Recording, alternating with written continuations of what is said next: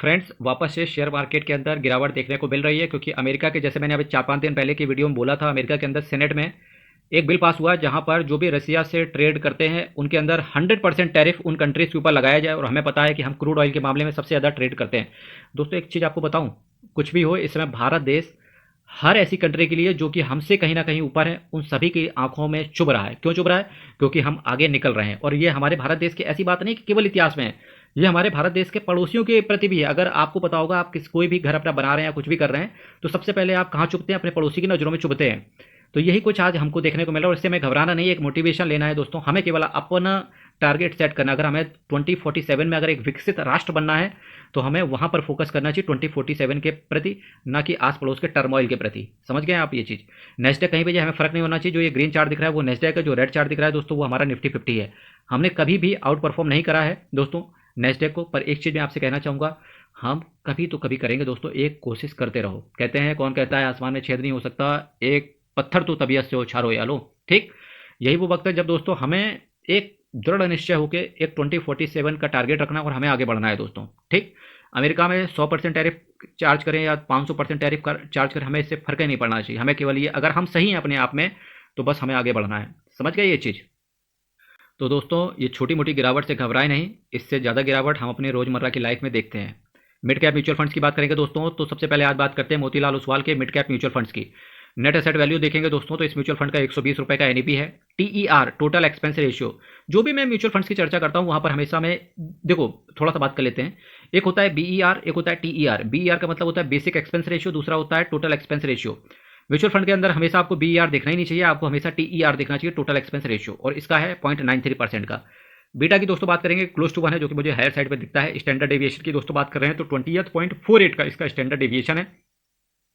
दोस्तों, ये mutual fund अपने निवेशकों को 12 साल 6 महीने दे चुका है। रिटर्न की बात कर रहे हैं तो जहां इस म्यूचुअल फंड ने 12 साल 6 महीने में 22.06% के कैगर के हिसाब से रिटर्न डिलीवर करके दिया है, वहीं पिछले एक साल में कुछ खास रिटर्न इस म्यूचुअल फंड ने डिलीवर करके नहीं दिया है। केवल 3.62% के कैगर के हिसाब से इस फंड ने रिटर्न अपने निवेशकों को बना के दिया है। दोस्तों, ये फंड मिनिमम एसआईपी 500 रुपये से एक्सेप्ट करता है, वहीं लमसम दोस्तों ये फंड 1000 रुपये से शुरुआत कर देता है। नेक्स्ट म्यूचुअल फंड की चर्चा करें तो Nippon India mid cap mutual fund. Growth मैंने क्यों रखा है?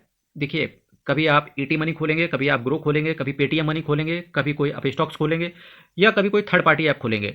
तो Nippon India mid cap mutual fund आप डालेंगे तो हो सकता है आपको सर्च ही ना उठाए वो। इस केस में आपको डालना पड़ेगा Nippon India growth mid cap mutual fund, ऐसे करके डालना, हो सकता है वो म्यूचुअल फंड आ जाए।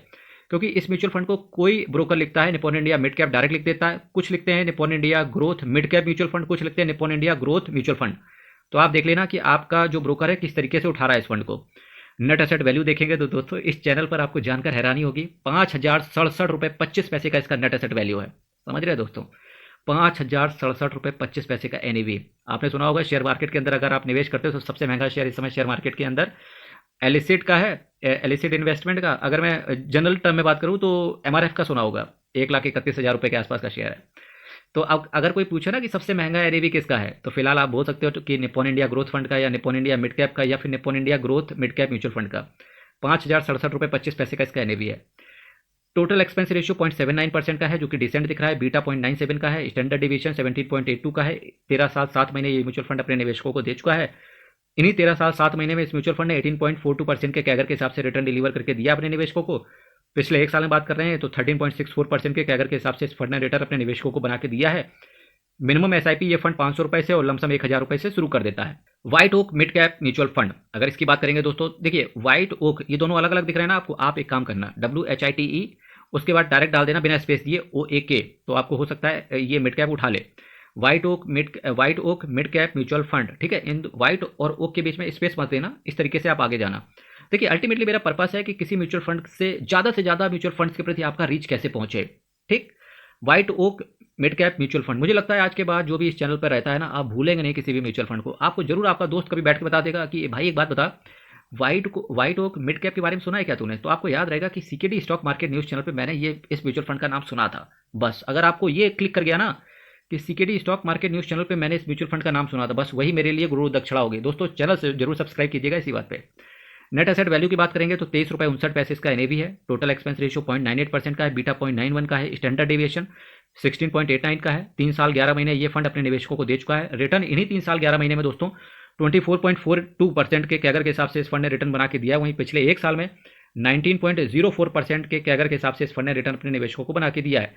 मिनिमम इन्वेस्टमेंट दोस्तों एसआईपी की बात करें तो 500 रुपये से शुरू करता है ये फंड, वहीं लमसम 1000 रुपये से शुरू करता है ये फंड। दोस्तों बहुत सारे निवेशकों का डाउट होता है कि निप्पॉन इंडिया या फिर मोतीलाल ओसवाल या वाइट ओक कैपिटल कहाँ मतलब देखें। तो अगर दोस्तों मोतीलाल ओसवाल म्यूचुअल फंड की बात करें या निप्पॉन इंडिया ग्रोथ फंड या मिड कैप म्यूचुअल फंड की बात करें या फिर White Oak Capital mid cap की बात कर रहे हैं, तो दोस्तों निप्पॉन इंडिया यहाँ पर अगर मैं स्टार देने की बात करूँ तो नेट एसेट वैल्यू इसका ज़्यादा है इन तीनों म्यूचुअल फंड से, तो इसको रेट करना चाहूँगा।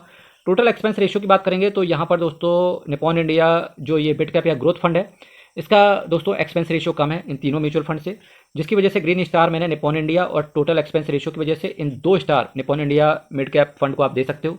वहीं दोस्तों वाइट ओक कैपिटल की बात करेंगे दोस्तों तो स्टैंडर्ड डेविएशन हो चाहे बीटा हो या रिटर्न हो, इन तीनों के मामले में वाइट ओक कैपिटल विनर होते हुए देखने को मिला, या 3 स्टार आप कह सकते हो कि वाइट ओक कैपिटल को दिए जा सकते हैं। तो दोस्तों इन तीनों ही म्यूचुअल फंड का कंपैरिजन करने की कोशिश करेंगे तो वाइट ओक कैपिटल कहीं ना कहीं आगे निकलेगा। पर दोस्तों जब भी आप लॉन्ग टर्म की बात करेंगे तो वहाँ पर निप्पॉन इंडिया आगे जाते हुए देखने को मिलेगा। अगर निप्पॉन इंडिया फिर मोतीलाल ओसवाल की बात करेंगे, क्योंकि लॉन्ग टर्म में यही दोनों म्यूचुअल फंड आगे देखते हैं, तो यहाँ पर दोस्तों winner winner chicken dinner Nippon India को मिलेगा। तो अकॉर्डिंगली आप देख सकते हैं कि आपको ज़्यादा क्या चाहिए, ज़्यादा आपको रिटर्न चाहिए कि ज़्यादा आपको कोई म्यूचुअल फंड कंसिस्टेंसी के साथ रिटर्न दे रहा हो वो चाहिए। अल्टीमेटली डिसीजन दोस्तों आपको लेना है। किसी भी म्यूचुअल फंड के अंदर निवेश करने से पहले अपने फाइनेंशियल एडवाइजर से जरूर संपर्क करें। दोस्तों चैनल को सब्सक्राइब करना है, वीडियो को लाइक करना है। हर हर महादेव, बहुत बहुत धन्यवाद।